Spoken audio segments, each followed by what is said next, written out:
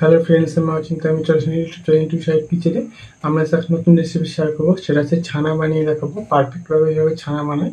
তো সেটা বানাতে কী কী উপকরণ লাগে আসুন দেখাই। তার আগে একটা কথা বলি, আমার চ্যানেল রেসিপি ছাড়া আছে। আমরা যদি ভালো লেগে থাকে অবশ্যই লাইক কমেন্টে শেয়ার করবেন, বেশি বেশি করে শেয়ার করবেন। যদি আমার চ্যানেল নতুন হয়ে থাকেন তাহলে প্লিজ সাবস্ক্রাইব করে দেবেন, বেল নোটিফিকেশনটা অল করে দেবেন যাতে আমার ভিডিও আমাদের কাছে আগে পৌঁছায়। তার জন্য পারফেক্টভাবে ছানা বানাতে কী কী উপকরণ লাগে আসুন দেখাই।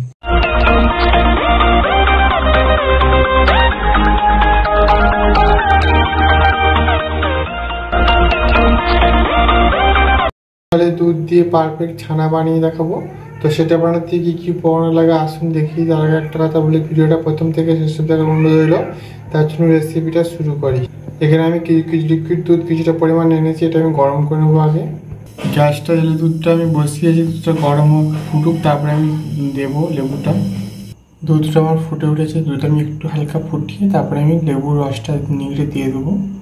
দুধটা ফুটে উঠেছে, এর মধ্যে এবার লেবুর রসটা দিয়ে দেবো। আমি দুধটাকে অনেকক্ষণ ফুটিয়ে রেখেছিলাম।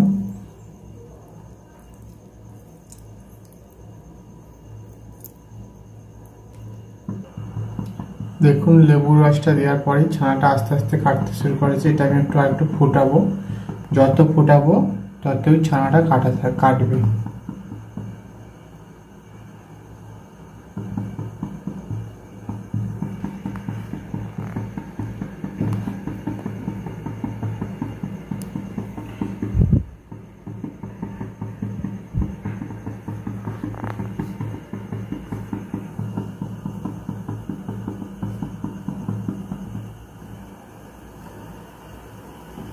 দেখুন, ছানাটা পুরো কেটে গেছে। এটি এবার ঠান্ডা করে নেবো একটু আগে, তারপরে ছানাটা জলটা আলাদা হয়ে যাবে, তারপরে আমি ছেঁকে নেব।